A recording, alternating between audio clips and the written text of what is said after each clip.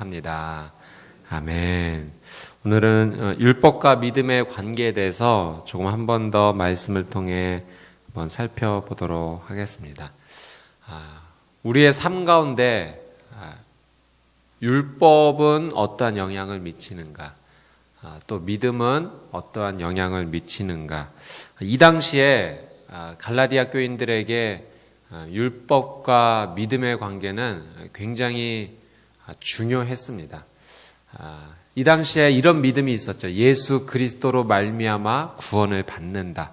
확고한 믿음이 있었습니다. 그런데 유대주의자들이 그들에게 와서 함께 나누는 거예요. 이 유대주의자들도 예수 그리스도를 믿는 자들입니다. 그런데 율법을 믿었던 유대교에서 개종을 하여 왔기 때문에 그들의 마음과 생각과 몸의 습관 가운데 무엇이 남아 있었냐면 믿음만으로는 뭔가 부족한 것 같다라는 생각이 있었습니다. 율법을 지키는 삶이 더해져야지만 완벽한 구원을 이루는 것 아닐까. 그래서 이 갈라디아 교인들에게 믿음도 좋지만 믿음 위에 율법을 지키는 삶이 더해질 때 완벽한 구원을 이룰 수 있다라고 이야기를 했고, 그래서 이 갈라디아 교회 사람들도 그 이야기를 들었을 때 그 말에 동의가 되었던 것입니다. 그래, 뭔가 믿는 것만으로, 믿음만으로 구원을 얻는다는 것은 너무 쉬운 거 아닌가? 율법을 지켜야지만 뭔가 제대로 갖추어진 것 같고 구원이 이루어지는 것이 아닐까라는 생각을 하게 되었던 거죠.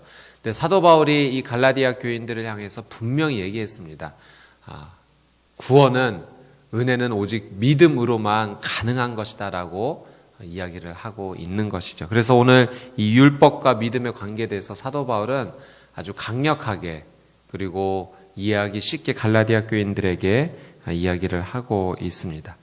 아브라함을 우리가 무엇이라고 호칭을 합니까? 율법의 조상이라 호칭합니까? 믿음의 조상이라 호칭을 합니까? 믿음의 조상이라 호칭을 합니다. 아브라함은 하나님을 온전히 믿었어요. 그 믿음만으로 칭찬을 받았던 사람이 아브라함입니다. 하나님은 그의 믿음을 귀하게 여기셨고 그 믿음만으로 그를 의롭다 여겨주셨죠. 그가 어떠한 하나님 앞에서 행위를 함으로 말미암아, 어떤 것을 열심히 지킴으로 말미암아 의롭다함을 얻은 것이 아니라 하나님께서 그에게 약속하시고 말씀하신 것만을 믿음으로, 믿는 것만으로도 그의 삶을 의롭다라고 여겨주셨습니다. 아브라함은 그런 하나님의 의롭다함에 대해서 온전히 그것을 귀하게 여기고 소중히 여기고 하나님 앞에 반응하며 살았던 삶이죠. 하나님께서는 우리에게 먼저 율법을 허락해 주신 것이 아닙니다. 우리에게 먼저 허락해 주셨던 것은 믿음으로 사는 삶을 허락해 주셨던 거죠. 에덴 동산의 삶을 생각했을 때 율법이 먼저 주어졌던 것이 아닙니다. 그저 하나님과 교제하고 하나님과 가까이 사는 삶 속에서 필요했던 것은 믿음입니다. 그 믿음이면 충분했습니다. 그런데 왜 율법이 우리 사람들에게 주어졌던 것인가? 우리 19절 말씀은 이렇게 기록을 하고 있죠. 19절 말씀을 같이 한번 읽어보도록 하겠습니다. 시작. 그러면 율법은 무엇입니까? 율법은 약속된 자손이 오시기까지 죄 때문에 더한 것입니다. 이 율법은 천사들을 통해 한 중보자의 손으로 주어졌습니다. 율법은 무엇인가? 율법은 약속된 자손이 오시기까지 죄 때문에 더하여진 것이다. 믿음이면 충분히 하나님과 교제하며 하나님과 가까이 친밀하게 지낼 수 있었음에도 불구하고 더 이상 사람들이 믿음 안에서 살지 못하게 되었습니다. 믿음을 저버리게 되었던 거죠. 그래서 그들의 삶 가운데 더 이상은 하나님과 가까워질 수 없는 죄로 가득한 삶을 살게 되었고, 하나님께서는 이 죄에 대해서 깨닫게 해주시고 가장 최소한의 장치를 마련해 주신 거죠. 이렇게 살면 하나님께 죄를 짓게 되는 것이다. 그 기준을 가지고 살라라고 율법을 허락해 주셨던 것입니다. 죄 때문에 약속된 자손이 오시기까지 예수 그리스도로 말미암아 온전한 그분을 믿음으로 말미암아 구원을 얻는 은혜를 누리기까지 이 죄로 말미암아 더 이상 망가지지 않게 하시기 위해서 최소한의 장치로 율법을 허락해 주셨던 것입니다. 하나님의 뜻을 알 수 있는 그 기준을 마련해 주었던 거죠. 그래서 율법의 역할은 무엇인가? 율법은 우리가 믿음으로 온전히 예수 그리스도를 믿는 믿음만으로 구원을 얻는 그 자리에 나가기까지 우리의 삶을 안내해주는 안내자의 역할을 하게 됩니다. 그래서 사도 바울도 오늘 그렇게 율법을 표현하고 있어요. 24절 말씀을 같이 한번 읽어보도록 하겠습니다. 24절 말씀 시작. 그래서 율법은 그리스도의 때까지 우리를 인도하는 선생이 됐습니다. 이는 우리로 하여금 믿음으로 의롭다고 인정받게 하려는 것입니다. 우리를 인도하는 선생님 역할을 했다. 율법은 안내자의 역할을 했습니다. 그러나 안내자의 역할을 하였지 그 자체가 율법이 우리에게 생명을 줄 수는 없었던 거죠. 21절에도 그렇게 기록이 되어 있죠. 21절 말씀을 한번 읽어보도록 하겠습니다. 시작. 그러면 율법이 하나님의 약속과 상반되는 것입니까? 결코 그럴 수 없습니다. 만일 율법이 생명을 줄 수 있는 것으로 주어졌다면 분명히 의는 율법에서 났을 것입니다. 우리를 안내해 주진 하지만 그 자체가 우리에게 생명을 줄 수는 없는 것입니다. 사랑하는 여러분, 우리의 삶 가운데 오늘 우리가 이 율법과 믿음 안에서 어떻게 살아야 될지 한번 생각해 볼 때 결국 우리에게 생명의 은혜를 줄 수 있는 것은 예수 그리스도를 순전하게 믿는 그 믿음으로 말미암아 하나님 은혜를 주시는 것입니다. 내가 어떤 행위를 하고 어떤 것을 내 삶에서 지켰다고 해서 그 행위와 삶 자체가 우리에게 생명을 주는 것은 아닙니다. 하나님을 사랑하기 때문에 오늘 우리가 새벽 예배로 이 자리에 모였습니다. 새벽 예배를 드렸기 때문에 우리가 구원을 얻는 것입니까? 그렇지는 않죠. 우리가 구원을 얻고 은혜를 누리는 것은 예수 그리스도의 그 십자가 보혈을 믿는 그 믿음 때문에 하나님께서 주시는 것입니다. 그렇다면 새벽 예배는 도대체 왜 드리는 것입니까?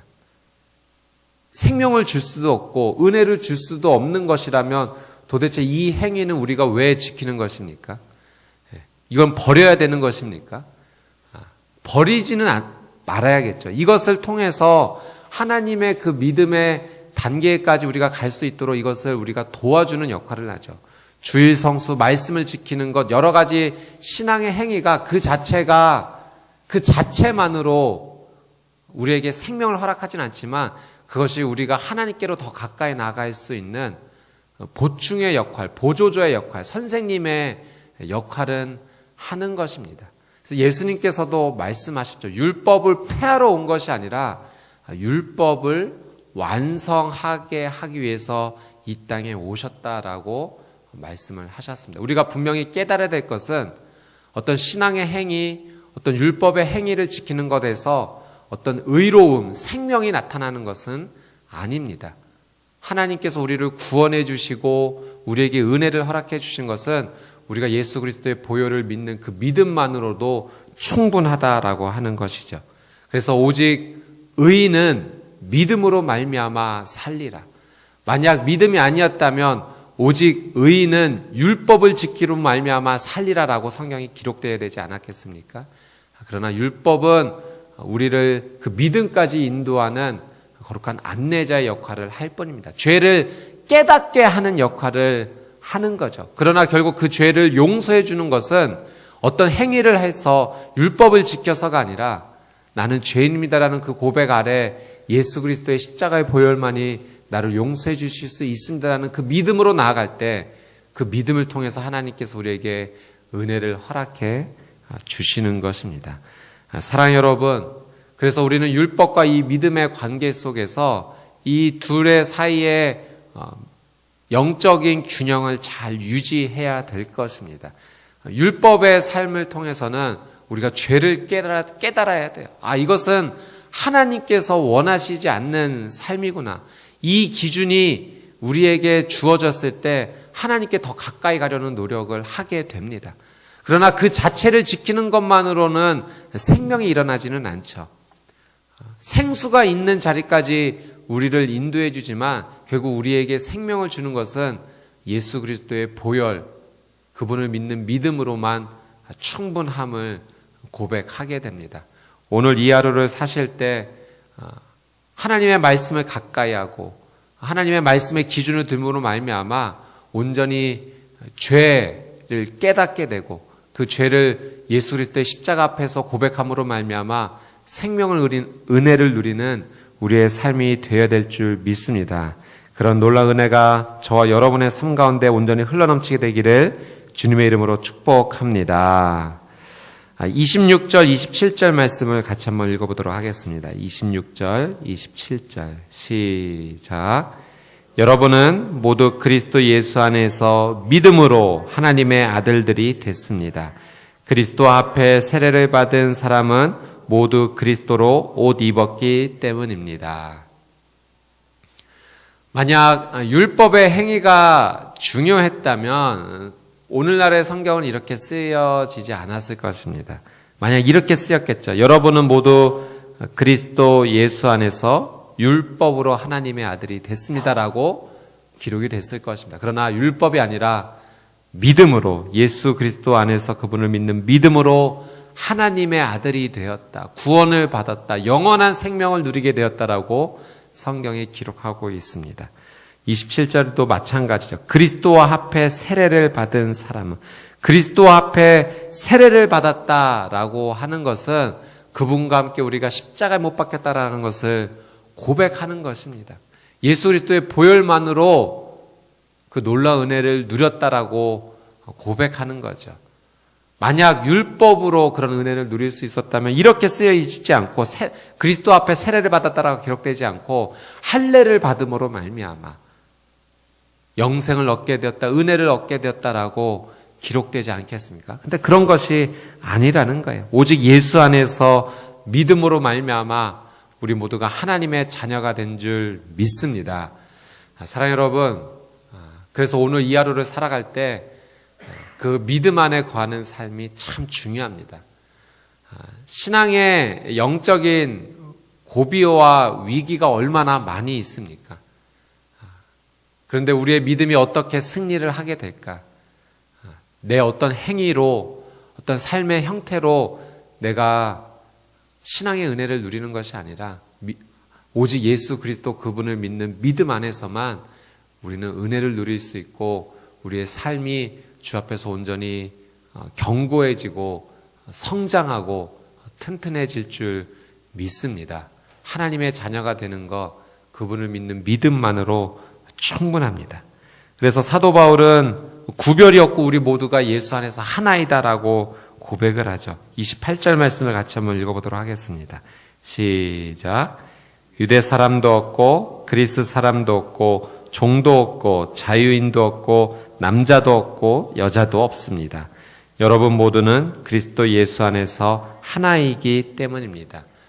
구별이 없다는 거예요. 모두가 동일하다라고 하는 것입니다. 유대인이든 헬라인이든 종이든 자유인이든 남자든 여자든 구별 없이 누구든지 예수를 그리스도라 고백하는 모두에게는 하나님의 아들이 되는 예수 그리스도 안에서 하나가 되는 그 은혜를 누릴 수 있다라고 오늘 성경이 기록을 하고 있습니다. 사랑하는 여러분, 오늘 여러분의 삶의 위치가 어떠하든지 삶의 어떤 자리를 걸어가시든지 우리는 하나님 안에서 차별 없이 은혜를 누리는 줄 믿습니다. 하나님의 은혜는 차별이 없어요. 누구든지 그리스도를 주라 고백하는 자에게 하나님의 은혜가 누리는 것입니다. 그래서 우리도 복음을 전할 때 차별 없이 전해야 됩니다. 나도 구원을 받았기 때문에 저 사람도 구원을 받아야 되는 것이죠. 오늘 내가 하나님의 은혜를 흘려보내야 될 대상이 누구일까 생각할 때 구별 없이 차별 없이 위하여 기도하시고 기회가 되면 그 믿음의 선한 영향력을 흘려보내시고 그렇게 하나님의 놀라운 은혜를 누리기도 하고 나눠주시기도 하는 거룩한 삶을 사시게 되기를 주님의 이름으로 축복합니다. 29절 말씀을 같이 한번 읽어보도록 하겠습니다. 29절 시작. 만일 여러분이 그리스도께 속한 사람이면 여러분은 아브라함의 자손이요 약속을 따른 상속자입니다. 아브라함의 자손이다라고 고백하는 것은 아브라함이 하나님 앞에서 인정을 받은 믿음의 조상이기 때문에 그 아브라함의 자손이다라고 고백하는 것은 나도 믿음의 사람이다라는 고백인 거죠. 처음에도 말씀을 드렸지만 함께 나누었지만 아브라함은 율법의 조상이라 칭함을 받지 않았습니다. 믿음의 조상이다라고 칭함을 받았죠. 우리도 영적으로 아브라함의 자손이다라고 고백할 수 있는 것은 믿음으로 가능합니다. 누구든지 그리스도 예수를 주라 고백할 수 있고 구원자라 고백할 수 있는 그 믿음이 있다면 그가 유대인이든 그리스 사람이든 종이든 자유인이든 남자든 여자든 상관없습니다. 누구든지 아브라함의 자손이요 믿음의 사람이요 하나님의 은혜를 누리는 자인 줄 믿습니다. 바로 그가 약속을 따른 상속자라는 거예요. 우리 모두는 하나님의 약속을 따르는, 하나님이 주신 율법을 따르는 사람이 아니라 하나님께서 허락해 주신 약속을 따르는 상속자가 되었습니다. 하나님의 약속은 영원토록 변함이 없는 줄 믿습니다. 우리 사람의 약속은 변함이 있고 무너질 수 있지만 하나님의 약속은 무너지지 않습니다. 그분의 약속을 믿기 때문에 우리에게는 영원이라는 귀한 은혜와 축복이 임한 거죠. 영원히 하나님과 함께 생명을 누릴 수 있는 은혜입니다. 사랑하는 여러분, 영생을 얻는다라는 것은 무엇입니까? 영생은 우리에게 주어진 이 한 번의 인생을 마친 뒤에도 그것이 끝나지 않고 하나님과 함께하는 영원한 시간이 있다는 것을 믿고 그것을 누리는 삶이 영생의 축복을 얻은 삶입니다. 근데 조금 더 자세하게 그 영생의 축복을 누린다면 꼭 우리의 인생이 끝난 뒤부터 시작되는 것이 영생의 축복이 아니라 오늘 이 시간부터가 영생인 줄 믿습니다. 어떻게 살 때? 믿음으로 살 때. 그 믿음에 감사함으로 살 때.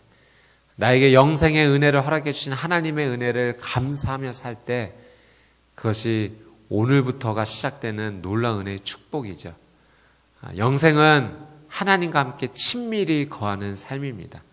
하나님 없이 주어지는 영생은 그것은 영생이 아니고 저주이고 우리에게 있어서는 안 될 일이죠. 하나님과 친밀히 거하기 때문에 우리에게 주어지는 것이 영원한 생명의 은혜입니다. 오늘 이 하루 믿음으로 하나님과 함께 친밀히 거하는 그 놀라운 은혜를 거하시게 되기를 주님의 이름으로 축복합니다. 길을 걸을 때, 사람들과 대화를 할 때 아름다운 봄이 되지 않았습니까? 예쁘게 피어있는 꽃을 보면서 하나님, 이 꽃 너무너무 아름답네요. 예. 마치 여러분이 에덴 동산을 거니는 아담이 되어 하와가 되어서 하나님과 함께 믿음으로 교제하시는 삶을 사시는 겁니다. 하나님, 오늘 나에게 이런 일이 시작이 되었는데 하나님, 어떤 하루를 내가 보내기를 원하세요? 내가 어떻게 반응하기를 원하십니까? 기도하고 하나님께 은혜를 구하고, 주님, 이 자리에 지금 필요한 것은 하나님의 은혜가 필요합니다. 예수 그리스도의 그 거룩한 보혈이 임하게 해주시고 그 믿음 안에서 놀라운 은혜의 꽃이 피어나게 해주십시오. 그렇게 하나님 앞에 믿음으로 온전하게 귀한 축복을 누리는 거룩한 하루가 되시기를 주님의 이름으로 축복합니다. 아멘. 오늘 주신 말씀 붙잡고 같이 한번 기도하도록 하겠습니다.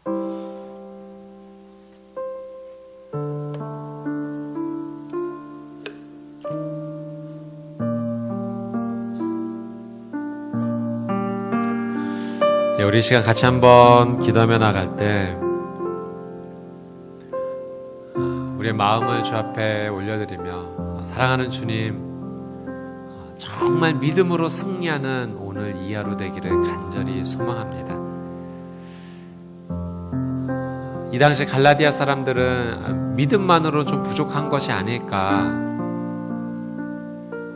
정말 율법의 삶이 더해져야 되고 할례를 받아야 되고 그래야지만 온전한 구원의 삶을 이루는 것은 아닐까라고 착각을 했는데, 주님, 오늘 나의 하루는 이 믿음만으로 충분하다는 것을 온전히 누리는 축복의 하루가 되게 하여 주시옵소서. 오직 의인은 믿음으로 말미암아 살리라. 성경에 말씀하시는 이 한 문장이 오늘 나의 삶에서 증거되어지게 하여 주시옵소서. 십자가를 믿는, 십자가의 그 보혈을 믿는 그 믿음 안에서 참 자유를 누리게 하여 주시옵시고, 하나님의 놀라운 은혜를 누리게 하여 주시옵시고, 하나님과 친밀히 거하는 거룩한 이 하루 되게 하여 주시옵소서. 오늘 이 하루가 하나님과 시작하는 영생의 축복의 하루가 되게 하여 주시옵소서. 우리 같이 한번 우리의 삶을 주 앞에 올려드리고 주여 한번 외치고 통성으로 함께 기도하겠습니다.